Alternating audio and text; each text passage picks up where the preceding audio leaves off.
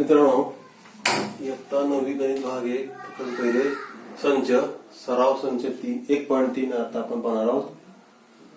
सराव संच 1.3 प्रश्न पहिला, जर ए बरोबर महिर कंसात A B C D E महिर कंस पूर्ण, बी बरोबर C D E F, C बरोबर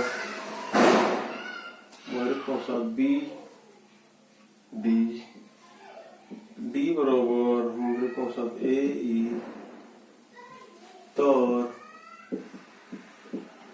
पुढील पैकी कोणती विधाने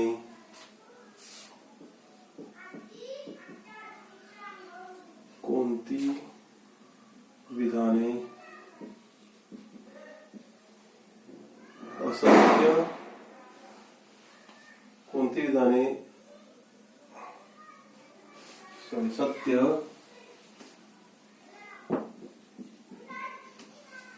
व असत्य ते लिहा।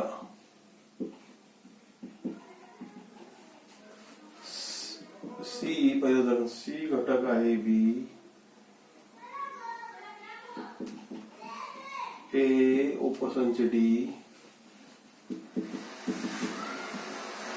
बी उपसंच बी, डी उपसंच ए,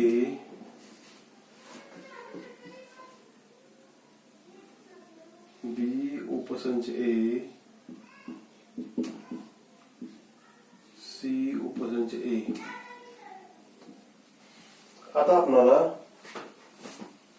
येथे 4 गोष्टींचा विचार करायचा आहे। पहिला मुद्दा आहे वेन आकृती।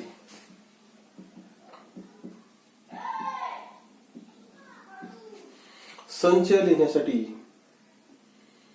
वेन नावाच्या गणितज्ञानं एक पद्धत स्वीकारली की संचातील घटक ए बरोबर 1 2 3 4 5 हा संच आपण महिर कंसात असा पद्धतीने घेतो, तर तो आपण आकृत्याच्या साहाय्याने लिहिता येतो। जसे की वर्तुळामध्ये किंवा चौकोनामध्ये किंवा बंदिस्त आकृत्यामध्ये आपण हा संच लिहितो। उदाहरणार्थ हा ए हा संच आपण अशा पद्धतीने लिहितो। कोणताही संच बंदिस्त आकृत्यामध्ये वर्तुळामध्ये चौकोनामध्ये किंवा षटकोनामध्ये आपण लिहितो। अशा पद्धतीने लिहिण्याची जी पद्धत आहे त्याला म्हणायचं वेन आकृती। दुसरा मुद्दा आहे उपसंच। आता येथे ए हा एक संच आहे, ए मध्ये घटक आहे 1 2 3 4 5 आणि दुसरा एक संच आहे बी बरोबर 1 2 3। येथे ए मधील घटक आणि बी मधील घटक पहा।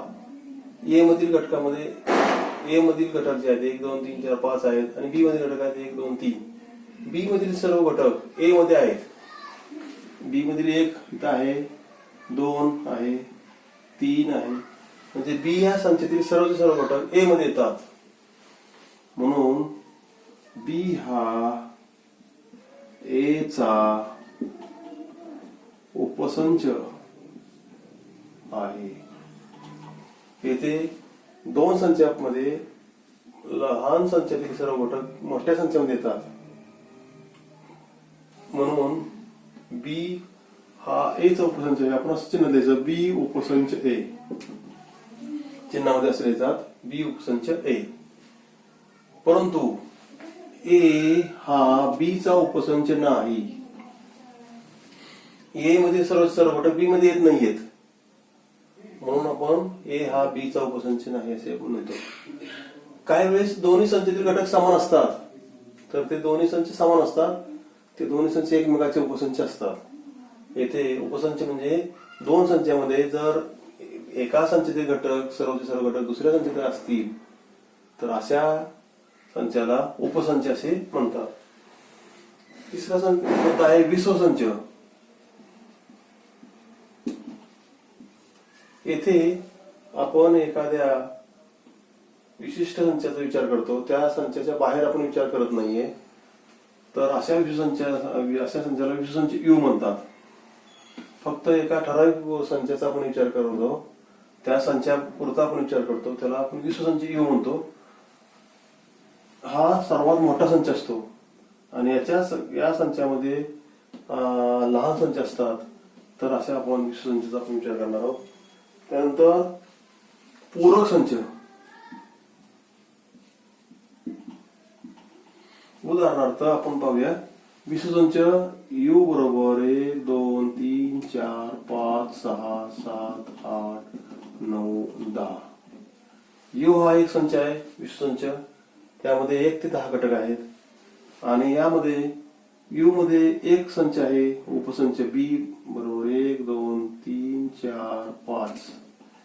यू बी या संचातील सर्व घटक यू मध्ये आहेत. आता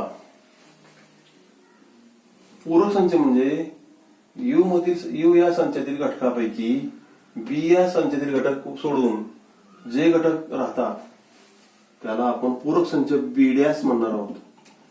पूरक संच बीडॅस असं लिहिणार आहोत. बीडॅस बरोबर 6 7 8 म्हणजे इथे यू या विश्वसंचामध्ये बी हा संचातील घटक सोडून राहिलेले घटक जे असतील ते पूरक संच असतात. आता पूरक संचाचा पूरक संच हा मूळ संच असतो. म्हणजेच बीडॅस हा पूरक संच आहे, त्याचा पूरक संच हा बरोबर मूळ संच असतो बी. अशा पद्धतीने या 4 मुद्द्याचा आपण इथं अभ्यास करणार आहोत. आता इथे ए हा एक संच दिलेला आहे. A B C D E हा एक घटक आहेत. बी बरोबर सी डी ई एफ हे घटक आहेत. सी बरोबर बी आणि डी बरोबर ए आणि ई. तर आपल्याला पुढील विधाने सत्य किंवा पुढील विधाने असत्य आहेत ते लिहा. सी हा बी चा उपसंच आहे. येथे पहा सी हा संचामध्ये घटक आहेत बी आणि डी आणि हा बी मध्ये घटक आहेत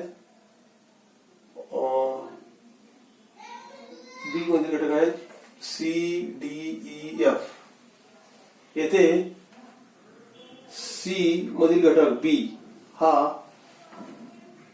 स्मॉल बी हा बी या संचामध्ये आलेला नाहीये आणि सी मधील डी हा घटक बी मध्ये आहे, बी संचामध्ये आहे.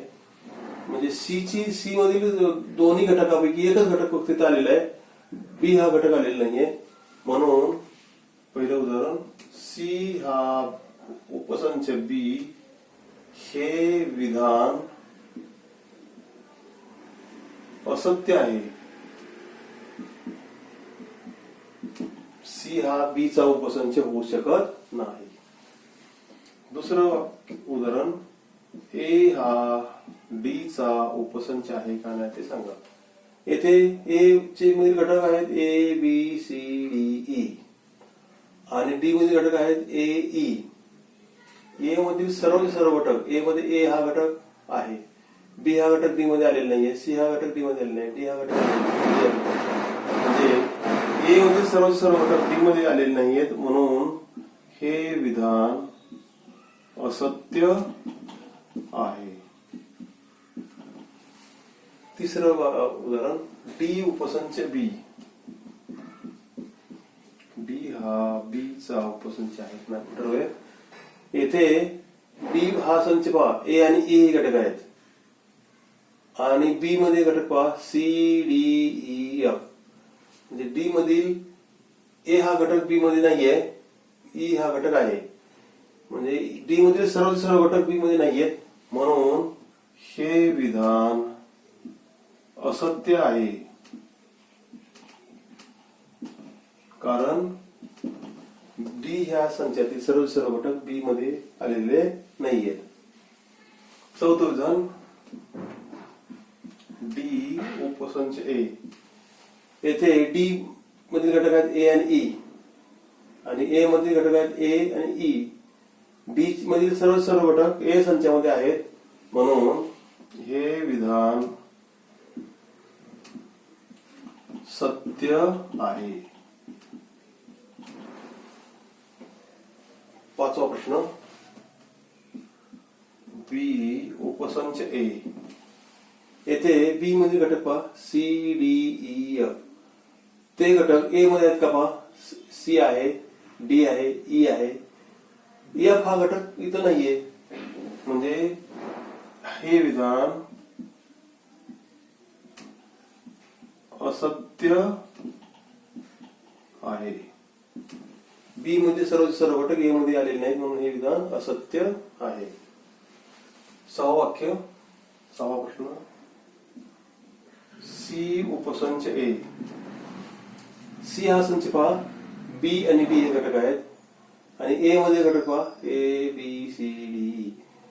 सी मधील बी हा घटक इथं आहे, डी हा घटक सुद्धा आहे, म्हणून बी सी मधील सर्व घटक ए मध्ये आहेत, म्हणून सी हा ए चा उपसंच आहे. हे विधान सत्य आहे. अशा पद्धतीने आपण प्रश्न पहिला सोडवलेला आहे. आता आपण प्रश्न दुसरा,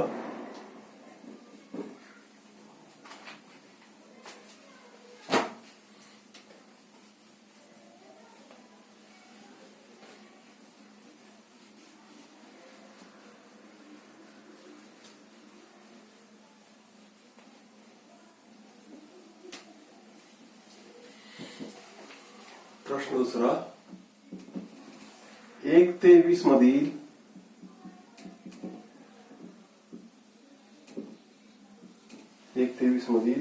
नैसर्गिक संख्यांचा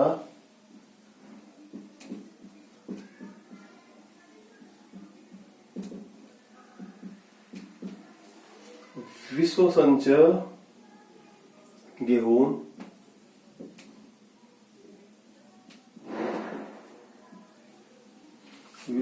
घेऊन एक्स आणि वाय वेळ आकृतीने दाखवा.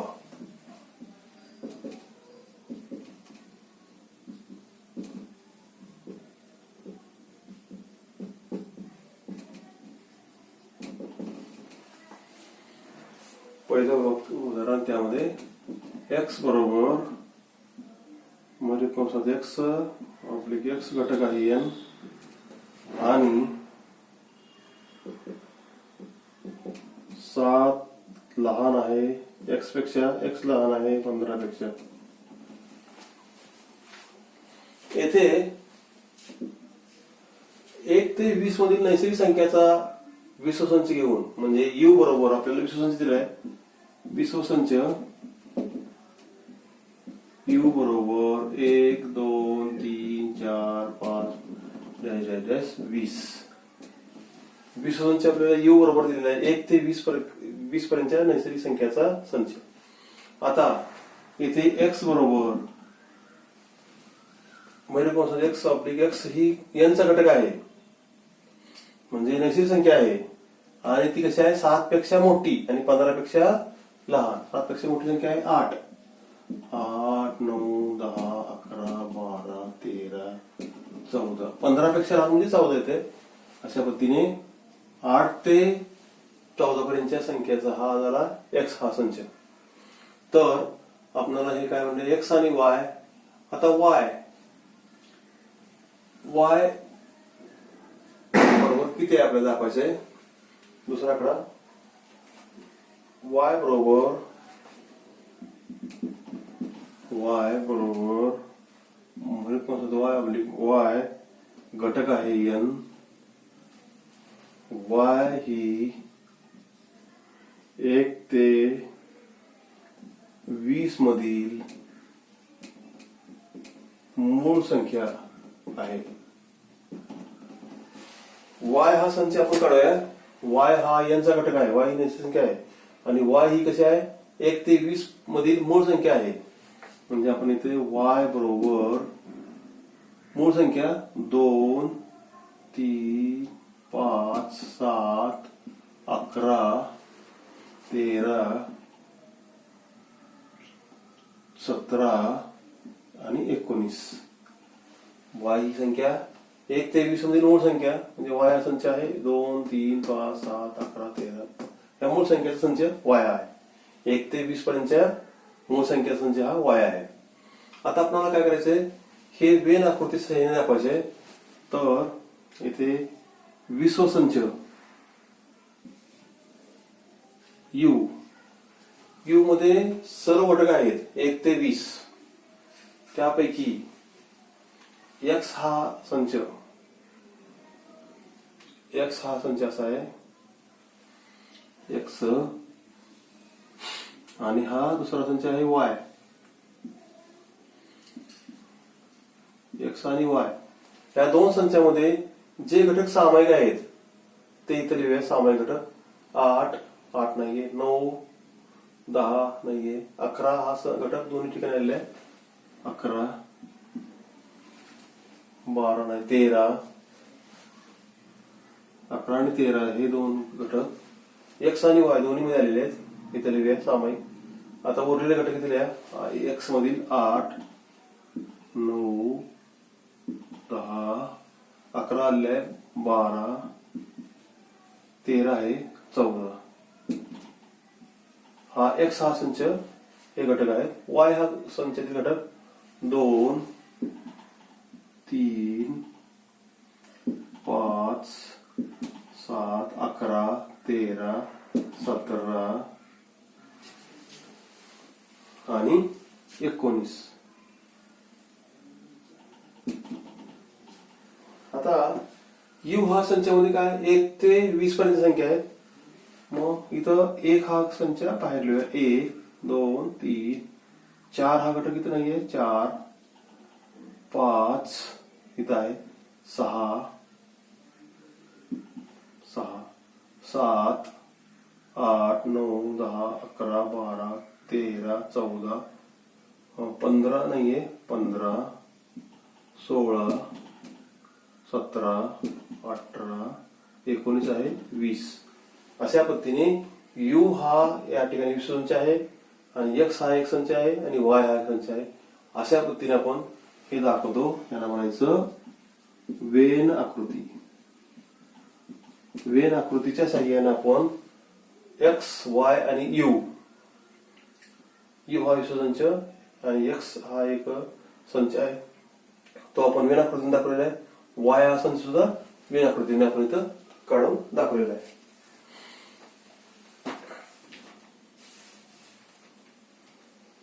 आता आपण प्रश्न तिसरा सोडूया. प्रश्न तिसरा,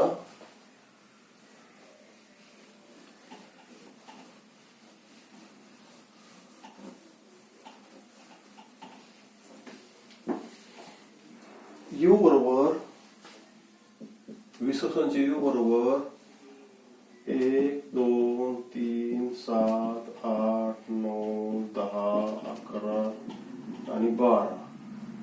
पी बरोबर 1, 3, 7, 10.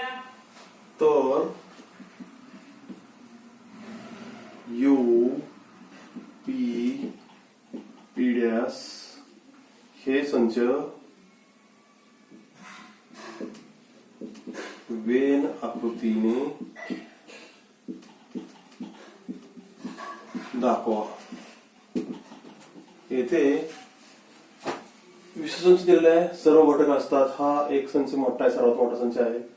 त्यामध्ये पी हा संच दिलेला आहे, आणि हा पी चा पूरक संच पी डॅश म्हणजे व्ह्यू मधील घटकापैकी पीच हे घटक सोडून उरलेले घटक जे असतील ते त्याचा पूरक संच असेल पी डॅश. इथे यू बरोबर 1, 2, 3, 7, 8, 9, 10, 11, 12. यू हा विश्वसंच आहे, आणि पी बरोबर 1, 3, 7, 10. येथे पी हा संच आहे. आता पी चा पूरक संच पी डॅश बरोबर यू मधील घटकामध्ये पी हे पी मध्ये संच घटक वगळा 1 आहे, 2 हा घटक येईल पूरक संचामध्ये, 3 हा घटक घेऊ नका, 7 आहे, 8 घटक, उरलेले घटक घ्या 9, 11 आणि 12. अशा पद्धतीने पी चा उपसंच पी डॅश आहे. आता इथे आपण वेन आकृतीने दाखवूया. येथे यू हा विषुसंच आहे, यामध्ये पी हा एक संच आहे आणि पी चा पूरक संच पी डॅश. पी चे घटक लिहा 1, 3, 7, 10. पी डॅश चे घटक लिहा 2, 8, 9, 11 आणि 12. म्हणजे अशा पद्धतीने यू या विषुसंचामध्ये पी हा एक संच आहे आणि त्याचा पूरक संच पी डॅश आहे. अशा पद्धतीने आपण हे चित्राच्या सहाय्याने आपण काढून दाखवले. याला होण्याचं वेन आकृती.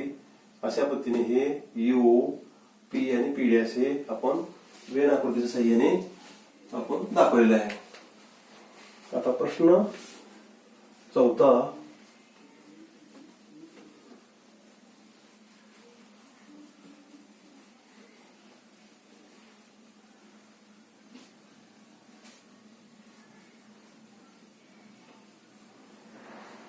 जर ए बरोबर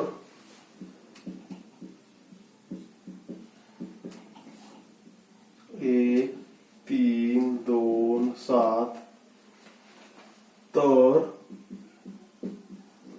ए या संचाचे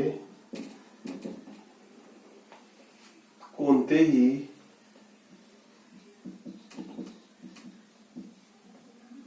तीन उपसंच लिहा. आता उपसंच याचा अर्थ ए हा एक संच असेल, त्या संचातील सर्व घटक किंवा ए घटक किंवा 2 घटक किंवा 3 घटक म्हणजे असे काही थोडे घटक जर आपण घेतले असतील, त्याचा जो संच असेल तर त्याला उपसंच म्हणतात. म्हणजे त्या संचातील सर्व घटक मात्र मूळ संचामध्ये आले पाहिजेत. असा कोणताही घटक त्यामध्ये वेगळा असू नये. उदाहरणार्थ बी बरोबर कंसात 1. बी मधील घटक ए मध्ये आहेत म्हणून बी हा ए चा उपसंच आहे. बी उपसंच ए, कारण बी हा संचातील घटक सर्व ए मध्ये आहेत. आपण दुसरा एक घटक संच घेऊया सी बरोबर 1, 2, 3. सी हा एक संच आहे, त्या संचातील घटक सी हा ए चा उपसंच आहे. तिसरा संच घेऊया डी बरोबर कंसात 1, 2, 7. डी या संचातील घटक 1 ए मध्ये आहे, 2 पण आहे ए मध्ये आणि 7 पण आहे. डी मधील सर्व घटक ए मध्ये येतात म्हणून डी हा उपसंच ए. अशा पद्धतीने या संचाचे बी, सी आणि डी हे 3 उपसंच या ठिकाणी आपण लिहिलेले आहे. उपसंच म्हणजे की कोणत्याही नवीन संचातील सर्व घटक जर मूळ संचामध्ये असतील तर अशा संचांना आपण उपसंच असे म्हणतो.